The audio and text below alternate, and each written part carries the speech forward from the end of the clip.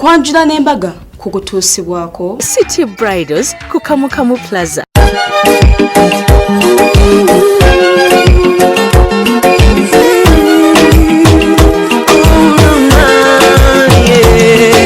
Ndaira sirimba leero bino binjogera byakumoyo tobola omutima gwange munda tegukubira nze ne kuntujja omukwano leero njagala otegere nti wampamba wotoli siryasenywa nze sebaka nyabo Obuntu obutonotono bulabanga obutonotono obuntu obutonotono bwenfa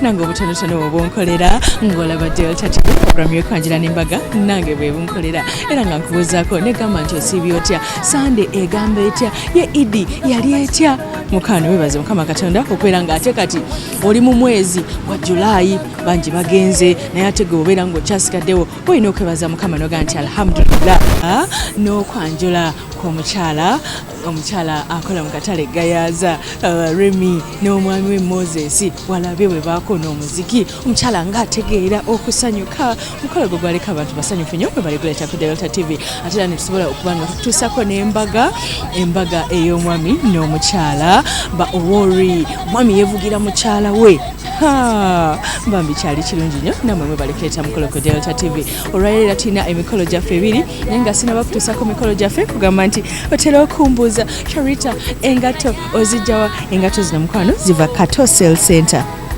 oziraba Kato Cell Center yanyambaza engato ezo ngera Kato ali ku Skylight Shopping Arcade gende wa Kato akwambaza engato enviri ne makeup n'enjala mbikola ku Sharita's Hair Clinic era nga esalon ekyasinze okukola ku bagole omugole tebakutiisa kujja ku Sharita's jangu tukoleko tujja kuteesa mukwano n'abagala osoma eby'enviri jangu tukusomesa eby'enviri otandike business ogagawale ate negamba nti omukyala anyambaza ebiteeteeyi omukyala kyasinze oleta gowns kyasinze oleta changing dresses ate nga bwopangisayo gawuni emu akwirako ne mid dresses zaweerere bwe bayita Maggie ali awo ku City Bridals ku Kamukamu Plaza ku Entebbe Road eduka namba GF34 City Bridals webale kuleeta gawuni nnungi webale kuleeta biteeteeyi birungi webale kuleetera abagole mmotoka nnungi ne bazipangisa City Bridals you're the best katigere mukolo gwaffe ogusooka nga gwambaga Everybody's looking for that something webale nnyo okubeera ng'okyali mukulaba okwanjula n'embaga wano ku Delta TV era nga tusoose mukolo gw'embaga nga kulino abagole abaami basazeewo okukolera ku Sharita's Hair Clinic enviiri era we bayambalidde tubakozeko bulungi nnyo era bansimbidde ddala ati n'abagole abaami tubakolako Some find it in the face of their children. Some find it in the lover's eyes. Who can deny the joy it brings when you found that special thing? You're flying without wings. Some find it omwami yasize okwambala suuti zitambula na mulembe era nga yayambadde black ne white Some in the solitary night. You find it in the words of others. A simple line can make you laugh. nga batambulira mu motoka ekika kya Land Cruiser V8 ne Prado bagenze ku Lutiko e Namirembe St Paul's Cathedral era nga viika waayo Reverend Festo Kalungi ye yabagasse mu bufumbo obutukuvu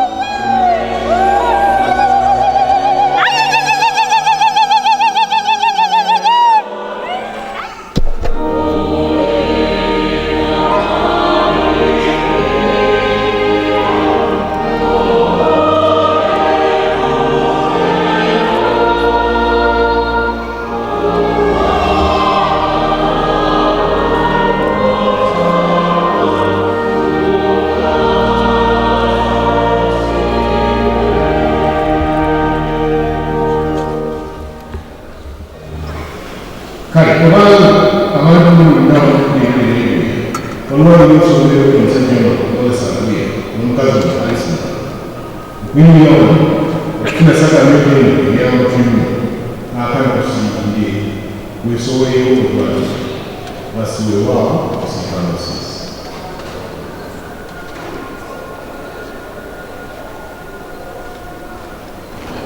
ekyamazima kina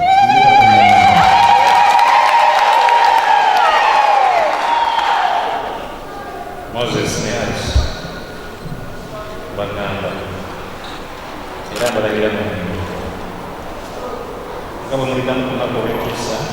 mu bannaffe abakristaayo basooka kugatta oluvannyuma lw'okugatta ne balyoka ne bafuna ekigambo kibeera kyongera kubakkaatiriza ku biki bye balina okwesigamako nga bayingidde obufumbo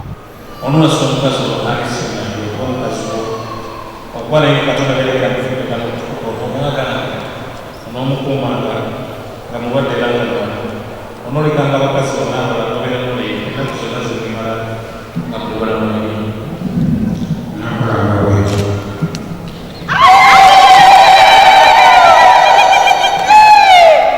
Alice omufume omusajja ono Moses Alipia okuba omusajja wo okwanike katonda beegera mukugera omukulu onoomwagalanga n'obeera muno yekka Moses ennaku zonna zimala nga mulwala muli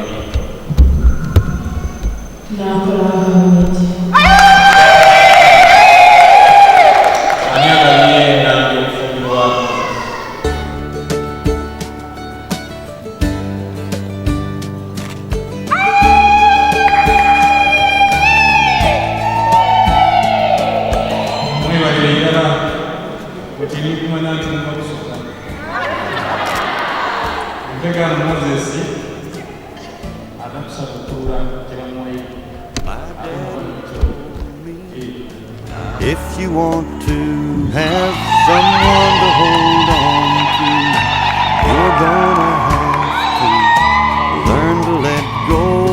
You got to see. What's up with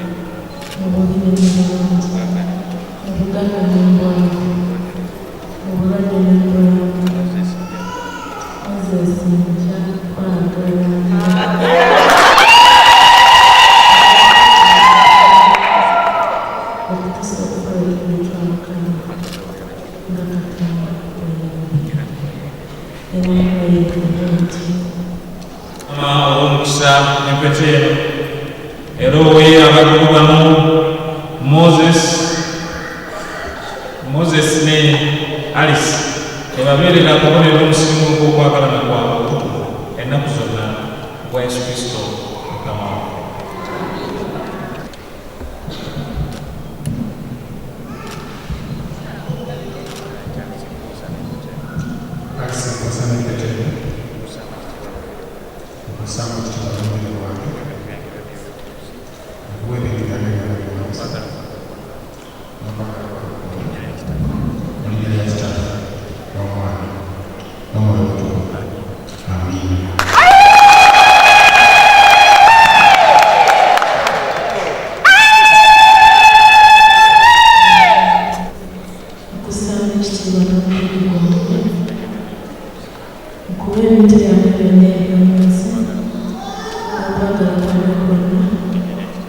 Thank you.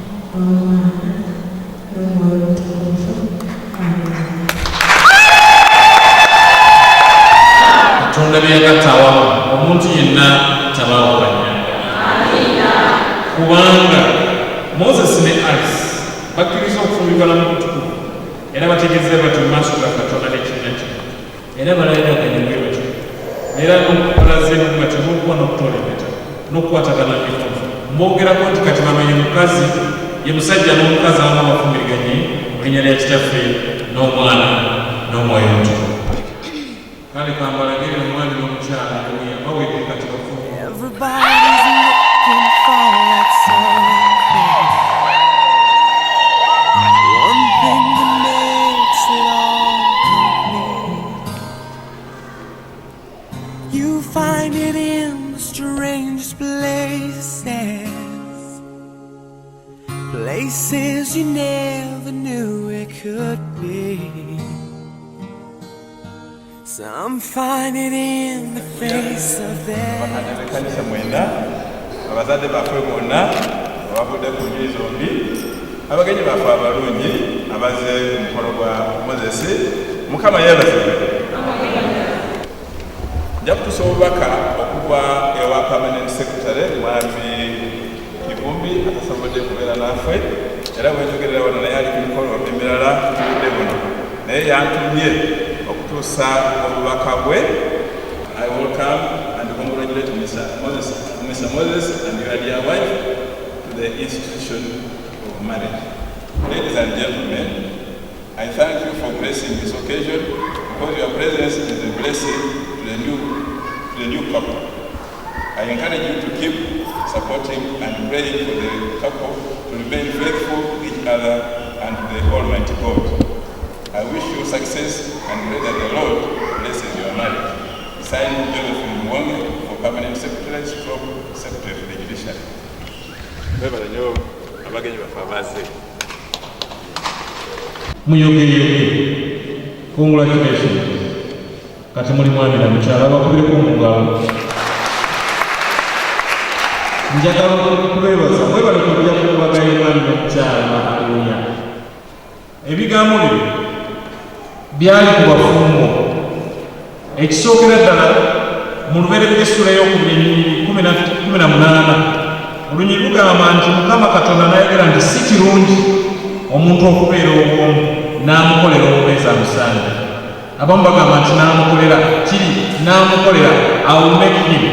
Kitegeeza nti obufumbo tebwatandikibwa bantu, obufumbo bwatandikibwa Katonda. Obubanga bufunyeemu obuzibu mumanyangu okulaga.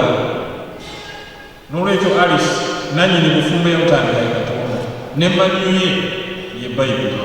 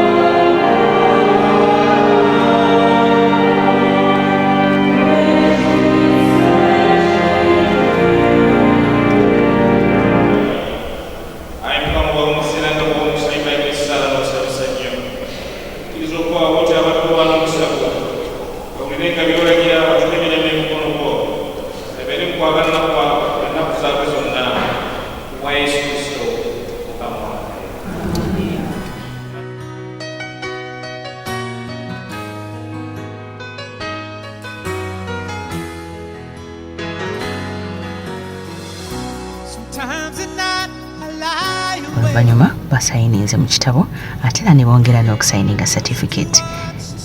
Bino byonna bibyongera okukakasa obukola ng'obukakafu nti kati bano bafumbo mu bufumbo obutukuvu.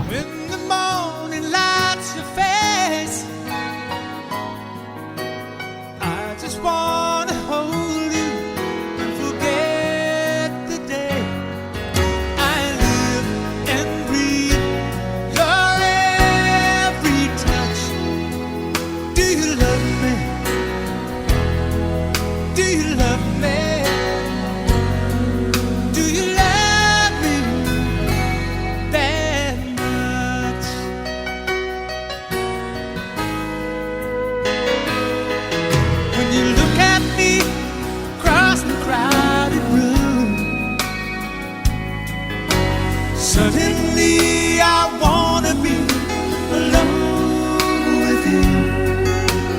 Bring on every word that leaves your lips. Haleluya.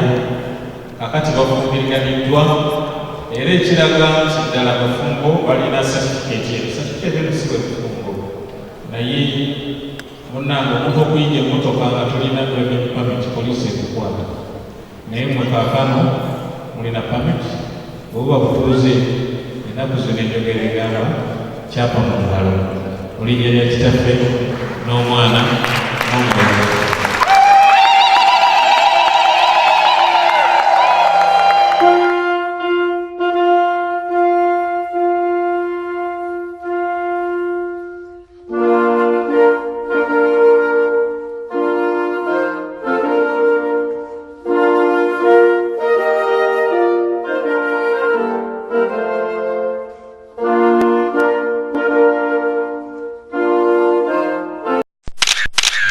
Amazima galinti mukwano battako mulavu kale sibeera mwerufu bwenkugamba nti oba kale sobede kugwewo kwagala ekikola kubali kiri nti obona bejagadde mukwano oli omwaliro mukwano amazima nga tegulumira omukwano gwagonye giwadde munda abalala batadde oluvannyuma lw'okubagata bagenze munyonyo Speak Resort.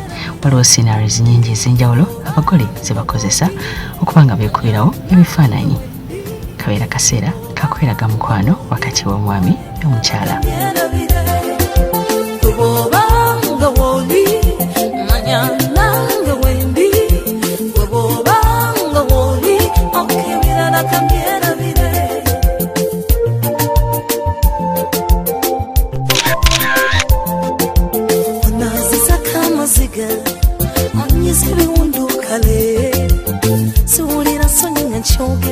You taught me to love again. Imitima egiwa maato mukwano bambi Katonda agifaako kulaba nga giwa n'ennyota wajjira mu kaseera katuufu oneerabisa byonna ebyayita omubungi atanganya kulaba nkala kyakalavu kati ne bwe baleeta grade atazenda kuba natukeeka bw'obanga woli manya nange wendi bw'obanga woli wali ebirala kamyerabire bw'obanga woli manya nange wendi bw'obanga woli ebirala kamyerabire.